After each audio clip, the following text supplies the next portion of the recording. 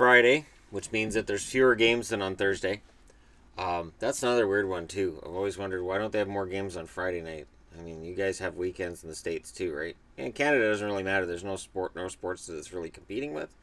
But again, it would be nice to have games in Canada on Friday night. All we've got is Winnipeg. I think it's minus 648 in Winnipeg if I've been watching the weather right. It's it's going to be brutally cold across most of the states and Canada. But you guys will be glad to know it's 8 degrees Celsius here today and about 48 degrees Fahrenheit. So we're nice and warm actually, in relative speaking to the rest of North America. So it's kind of nice. Now on to tonight's action. The Penguins are in New York against the Islanders in the Battle of Titanics. Murray's likely the starter for Pittsburgh. Halak's likely the starter for the Islanders. Grice played last night, so it'll probably be Halak tonight. Not that it matters. They'll end up both playing. Pretty sure they both played last night. To pick them. The Islanders are 12-4-3 at home. The Penguins are 8-12-2 on the road, which tells you the Islanders should win this game. The Islanders have lost 4 in a row. So, again, pick them. They're 3-6-1 in their last 10. The Penguins lost their last game. They're 4-6 in their last 10. My guess is Penguins for tonight. It'll be interesting to see what happens there. But my guess is the Penguins add to the misery of the Islanders. That's just a guess that I'm going to go out on a limb and say is going to happen. But there really isn't a whole lot else to add. I'm shocked at where Pittsburgh's at. I'm stunned. And their road record is a big problem. Winning 8 out of 22 on the road, that's not going to get it done. That's just not good enough. That's a pretty abysmal record. Okay, next up, we have the Florida Panthers, who are 7-11-2 on the road, with Reimer starting, and that's good news for Florida fans, that Reimer's well enough to start this game against Howard for Detroit. So 2 goaltenders who are playing well coming into this one. Detroit's won 3 in a row. They're 5-3-2 in their last 10. Florida lost their last game, which was just a mess. They're 6-3-1 in their last 10. I'll go ahead and say that loss was whatever, it happens. But with Detroit having won 3 in a row and having a 9 wins out of 21 at home record, this is going to be a challenge on both sides. One of these two teams comes out of tonight saying, "All right, we're doing well. We're getting closer to that potential playoff spot," and I have a funny feeling it's going to be Detroit, just personally, because I do think that Detroit has enough going on with their roster to win their share of games. I don't think they can make the playoffs, but that's more because it takes a lot to make the playoffs. And I've explained this before, that you have a league now where 16 out of 31 teams make the playoffs. The newest team to the league, the 31st team, is a very good team, meaning that it got harder for everybody else to make the playoffs in the West. And it's not easy to make the playoffs in either conference, which is a good thing. So when a statement is made of whether or not a team's a playoff team, it doesn't mean that not being a playoff team means you're a bad team. And I think that's going to leave teams like Detroit, Florida, and some of the other teams that missed the playoffs this year in a really difficult position. I'm old enough to remember when we had 21 teams and 16 made the playoffs. So if your team missed the playoffs, you had to do some major retooling. This team was just a disaster. We are now in a position where good teams are missing the playoffs. So you run the risk of, if you make big changes, making it worse rather than making it better. And both of these teams are in that category, in my eyes. That if they make major changes, they could end up in a worse position rather than a better one. Detroit does need some cap relief. Florida does need an influx of some more talent, just in terms of depth. But if you sacrifice your future to get that, then you could be looking at more trouble further on than what you have now. All right, that being said, I'll hop off that soapbox and we'll move on to the next topic, which is Buffalo in Winnipeg. And this is the lopsided result of the night, in all likelihood. Buffalo's lost their last 2. They're 3-4-3 in their last 10. They're 5-11-6 on the road. Winnipeg's 14-3-1 at home. They're 5-3-2 in their last 10. They've lost their last game. It's Hellebuck. It's probably Leonard for Buffalo.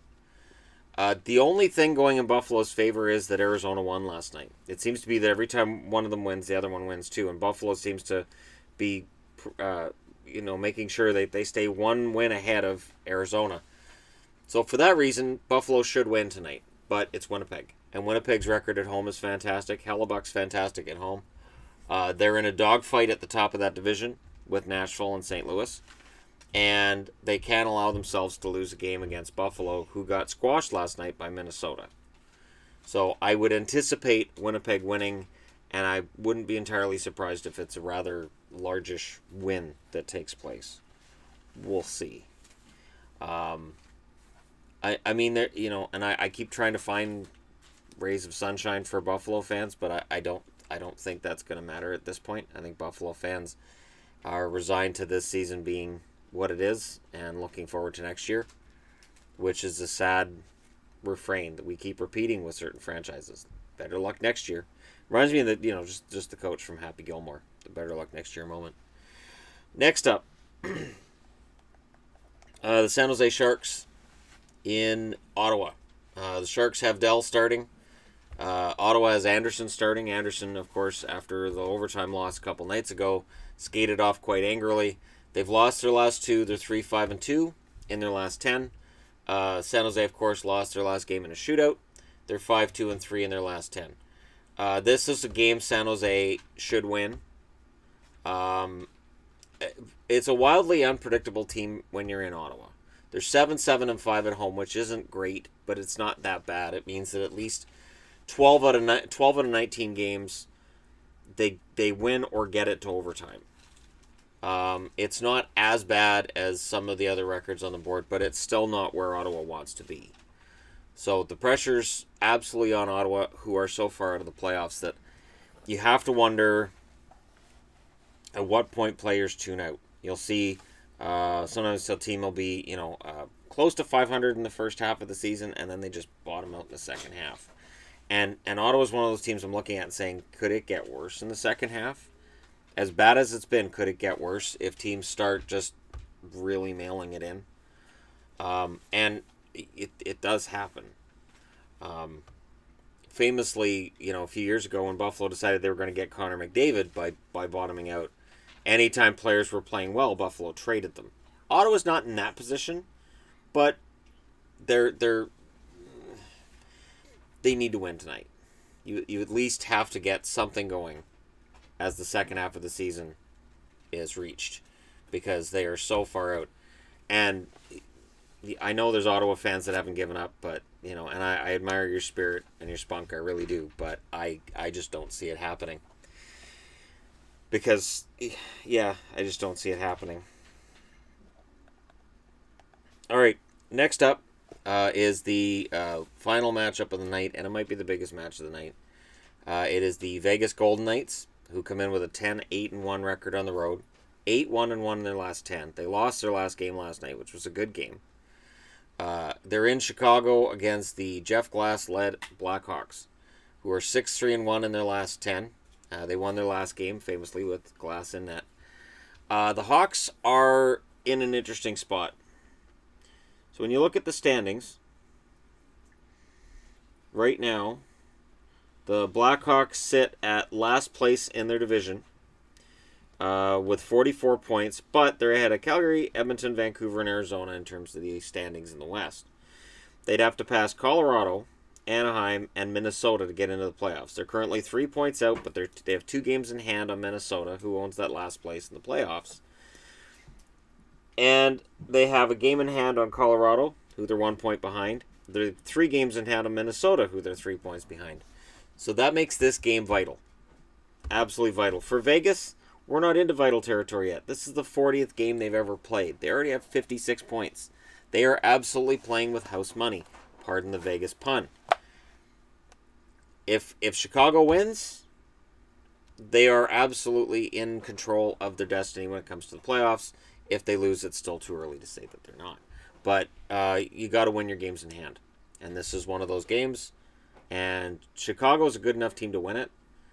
I get asked what's wrong with Chicago. It's not much. Again, there are good teams that are going to miss the playoffs.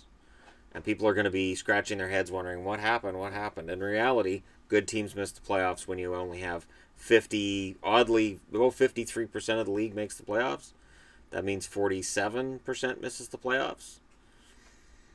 That's a lot of players that aren't going to be playing in the postseason. And Chicago tonight has a chance to make sure that they don't fall out of that conversation soon. Let me know what you guys think in the comment section below. Don't forget to hit like and subscribe if you're browsing your way through. You just happened upon this video. And hey, there's your 5 matchups for tonight. Let me know your winners too. Thank you very much for watching. I'll talk to you again very soon.